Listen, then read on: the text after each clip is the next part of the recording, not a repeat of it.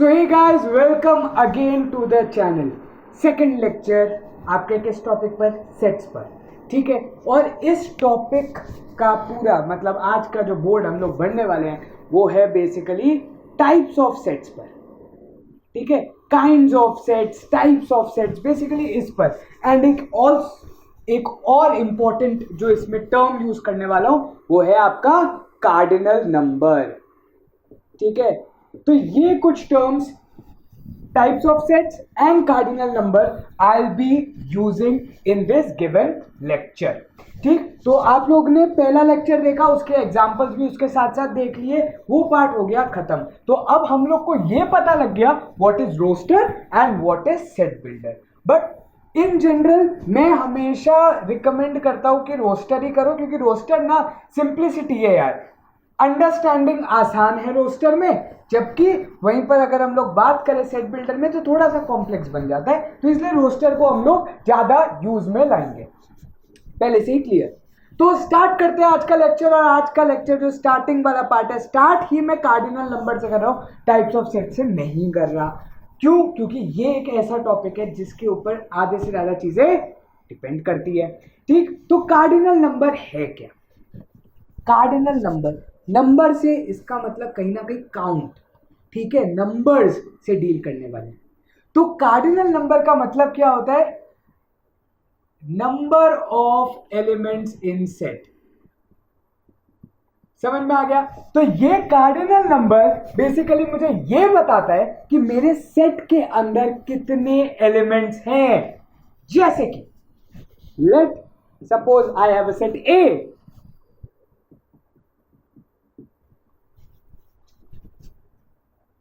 कितने एलिमेंट्स है मेरे सेट के अंदर? 1 2 3 एलिमेंट्स। तो अब कार्डिनल नंबर को लिखते कैसे? It is written as n of a। n of a basically denotes number of elements in set a is equal to 3। आई बात समझ? ठीक है, number of elements is equal to 3। अगर यहीं पर आपका एक सेट b लिखा हुआ है, ठीक, number of elements in set B will be equal to, कितने एलिमेंट्स है? 1 2 3 4। तो ये होता है बेसिक कार्डिनल नंबर। इतना आसान, क्लियर हो गया? ठीक है, या लास्ट लेक्चर के अंदर ना मैं एक छोटी सी चीज बताना भूल गया था। ठीक, वो मैंने उसमें भी बताई है, क्या बोलते हैं आपके एग्जाम्पल में। बट एक और चीज, आप 2 1 3 लिखो या फिर 1 2 3 लिखो, बात एक ही है। एलिमेंट्स में यहां पर छोटे से बड़ा लिखना, कभी भी कोई भी एलिमेंट लिखना, उससे फर्क नहीं पड़ता। आपके पास एलिमेंट्स लिखे होने चाहिए। ठीक है ना? बस ये चीज को हमेशा याद में रखना कि 1 2 में से 1 2 इधर लिखा है, 2 1 इधर लिखा है, तो क्या अलग अलग सेट्स है? नहीं, बस ये चीज याद रखना। 1 इधर लिखो, 2 इधर लिखो, या 2 इधर लिख दो, 1 इधर लिख दो, कोई फर्क नहीं पड़ता। ठीक, all right. So let's start with types of sets. तो पहला जो टाइप हम लोग पढ़ने वाले हैं वो होता है on the basis of number. On the basis of number हम लोग 2 सेट्स पढ़ेंगे, और वो है फाइनाइट और इनफाइनाइट। ठीक है, पहले तो सिंपल फाइनाइट का मतलब, फाइनाइट का क्या मतलब है भाई साहब? जिस सेट के अंदर इतने एलिमेंट्स हो जो मैं काउंट कर सकता हूं। ठीक है, और इनफाइनाइट सेट के अंदर मतलब एग्जांपल क्या होंगे? नेचुरल नंबर का सेट, होल नंबर का सेट, क्योंकि उसमें इनफाइनाइट नंबर्स है, इनफाइनाइट एलिमेंट्स है। तो basically on the basis of number आपके 2 सेट होते हैं, फाइनाइट सेट और इनफाइनाइट सेट। तो ये फाइनाइट है, ये फाइनाइट है। क्यों भाई? क्योंकि इसमें 3 एलिमेंट है, 4 एलिमेंट है, मैं काउंट कर सकता हूं। ठीक, इनफाइनाइट सेट का क्या मतलब हो गया?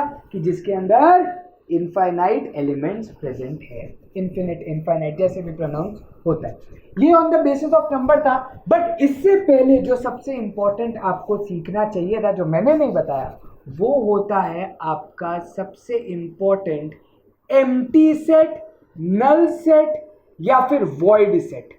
अब जितने भी कंप्यूटर वाले वॉइड मेन, C++ पता है ना? ठीक है, जावा में भी वॉइड। ठीक, नल शून्य, एम्प्टी कुछ नहीं। तो इसका मतलब क्या है? ऐसा सेट जिसके अंदर कुछ भी ना हो। मतलब अगर मेरा सेट ए है तो उसका कार्डिनल नंबर क्या होना चाहिए इस केस में? 0। आर्यभट्ट का नंबर। ठीक है ना, ये इंपॉर्टेंट बस बात थी इसके अंदर कि एम्प्टी सेट क्या होता है? जिसके अंदर आपका कोई भी एलिमेंट प्रेजेंट नहीं है। समझ में आ गई बात? अब इसका एग्जाम्पल कोई पूछे तो एग्जाम्पल फालतू से एग्जाम्पल उठाते हैं। ठीक है, हाँ, आपका जो स्कूल है या आपका जो सेक्शन है, मतलब अगर 11th क्लास की मैं बात करूं, उसमें कोई भी बच्चा write down all the names of the student या make a set of all the students whose height is more than 4 meter. होगा? कभी होगा? नहीं होगा। कोई भी बच्चा नहीं है जो 4 मीटर से लंबा। 4 मीटर समझ रहे हो यार? 400 सेंटीमीटर होता है। पता नहीं कितने फीट हो गया आपका? 5 फीट तो 150 होता है, तो मतलब 15-17 फीट जितना हो गया। 15-17 फीट होगा कोई? नहीं। समझ में आ गया? ठीक है, 14 फीट होगा, 13-14 फीट, बट जो भी है 13-14 फीट का तो कोई नहीं है तुम्हारी क्लास में, तो वो नल सेट। समझ में आई बात? तो एक वियर्ड सा एग्जांपल। या फिर नेगेटिव नंबर आपको लिखने हैं लेकिन होल नंबर का सेट होना चाहिए। नल सेट ऐसे तो ना कभी बनेगा। ठीक है, तो नल सेट बेसिकली क्या है? जिसके अंदर कोई भी एलिमेंट प्रेजेंट ना हो। ऑरेंज, ठीक है, मैं ऑरेंज बोल रहा हूं जो कि फ्रूट है, in the set of vegetables, null set बनेगा। ठीक है, आपको वेजिटेबल्स लिखने हैं लेकिन आपके पास जो ऊपर ऑप्शन है उसमें ऑरेंज, बनाना, वो सब दिया हुआ है, तो आपका एक नल सेट बनेगा। ठीक, तो ये नल सेट के बेसिक एग्जांपल्स हैं। नेक्स्ट, नल सेट के बाद आता है सिंगलटन सेट। नाम से ही सिंगल,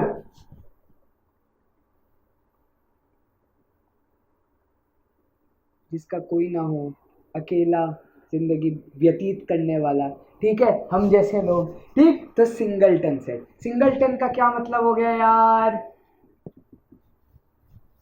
जब सेट में एक ही एलिमेंट हो, सबका मालिक एक वाली चीज। ठीक है, जब सेट में आपका एक एलिमेंट प्रेजेंट हो। आई बात समझ? जैसे कि अब पूछा जाएगा एग्जाम्पल दो, तो एग्जाम्पल क्या लेते हैं? x + 2 = 0 का सोल्यूशन का मुझे सेट बनाना है, तो आपको पता है इसका सोल्यूशन क्या होगा? -2 ही होगा। तो एक ही एलिमेंट उसके सेट में, तो set of answers of x + 2 = 0 में कौन सा आएगा? तो सिर्फ यही एक सेट बनेगा, सेट के अंदर एक ही एलिमेंट आएगा, तो सिंगलटन सेट।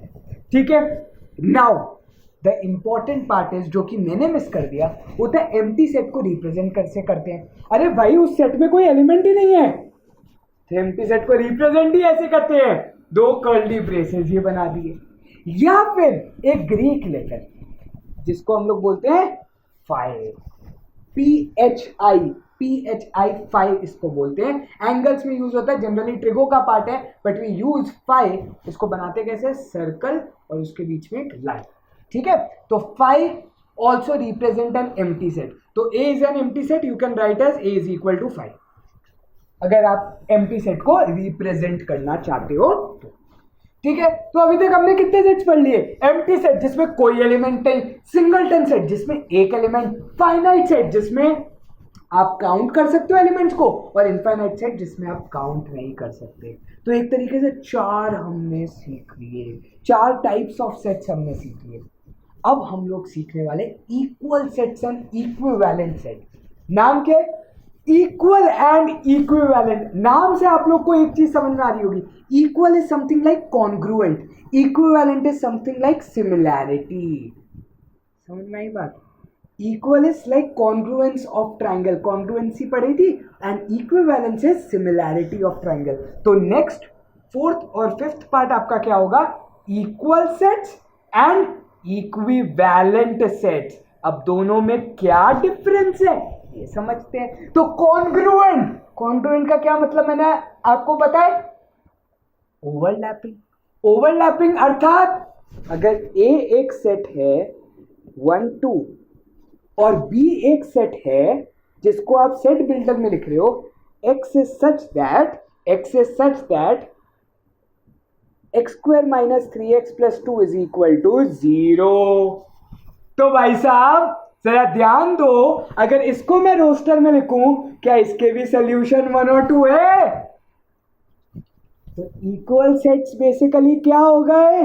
जब आपके सेट्स के एलिमेंट्स सेम हो, जब आपके सेट्स के एलिमेंट सेम हो। और अगर सी भी आपका है एक सेट जिसमें लिखा है 2,1, तो ए बी और सी तीनों इक्वल सेट्स हैं, क्योंकि 1 2 लिखो या 2 1 लिखो, बात तो एक ही है। ठीक है, तो बस ये तीन चीजें बहुत ज्यादा आपके इंपॉर्टेंट उसके अंदर आएगी। आई बात समझ? ठीक है, तो अब इक्विवेलेंट हो गया, सॉरी इक्वल हमने कर लिया, अब करेंगे हम इक्विवेलेंट। तो इक्विवेलेंट का क्या मतलब है? इक्विवेलेंट सेट का मतलब है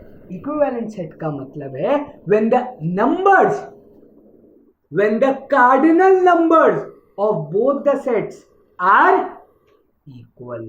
मतलब कि अगर मेरे पास एक सेट है 1 2, चलो नहीं दूसरे सेट्स ले लेते हैं। ए आपका 1 2 3, अब ये वाले सेट लो, ए आपका 1 2 3 है और सी आपका, सी भी नहीं लेते, बी को ही ले लेते हैं 2 4 6 है।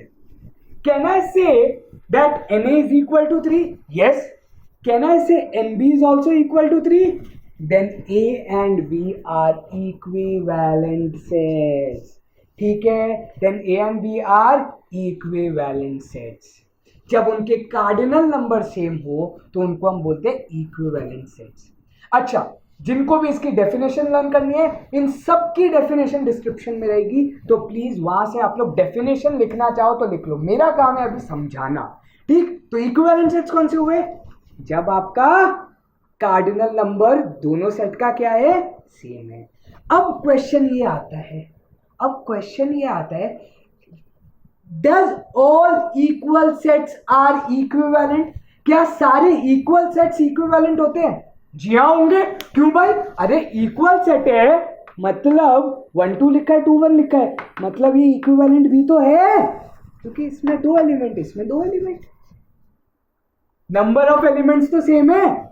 All equal sets are equivalent, all equal sets are equivalent, इसलिए रिपीट किया क्योंकि लिखना लिख लो। But do all equivalent sets are equal? नहीं भाई, एग्जांपल सामने, ये इक्विवेलेंट है लेकिन इक्वल है। इक्वल की कंडीशन क्या थी? एलिमेंट सेम होने चाहिए।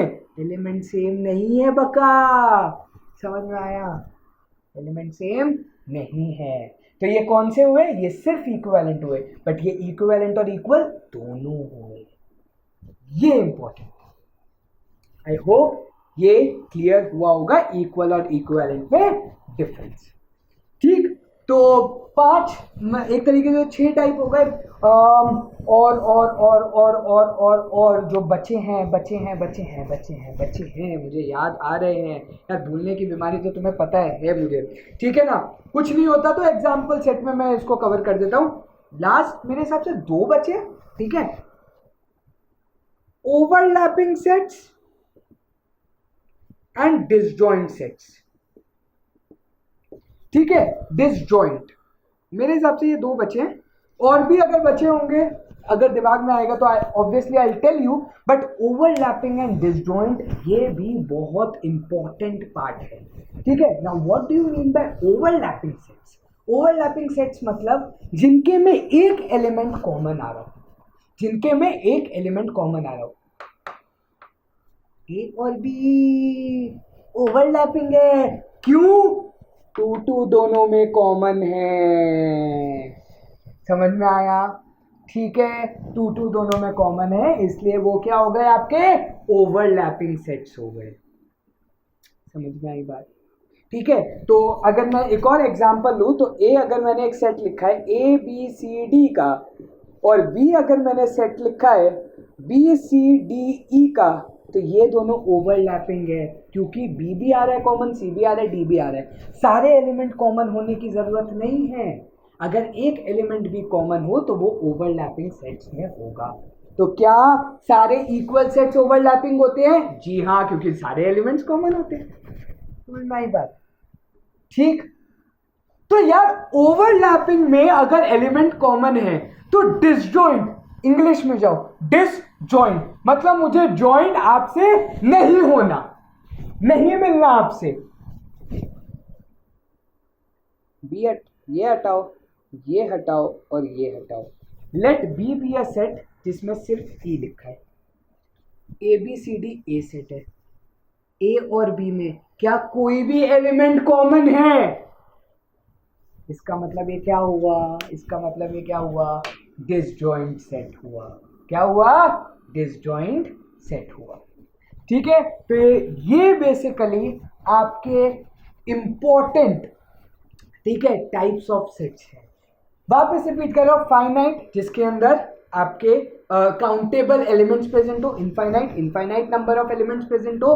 ठीक है। एम्प्टी सेट जिसके अंदर आपका कोई एलिमेंट प्रेजेंट ना हो, इसको ये तीन बोलते हैं, represented by only curly braces और लेटर फाई, ग्रीक अल्फाबेट है। सिंगलटन सेट जिसमें एक एलिमेंट प्रेजेंट हो। इक्वल सेट जब दोनों सेट इक्वल हो, जिनका कार्डिनल नंबर भी इक्वल हो प्लस जो एलिमेंट अंदर लिखे हुए हैं वो भी दोनों सेम हो, तो उनको बोलते हैं हम इक्वल सेट्स। इक्विवेलेंट सेट्स जिनके कार्डिनल नंबर सेम है, 3 3।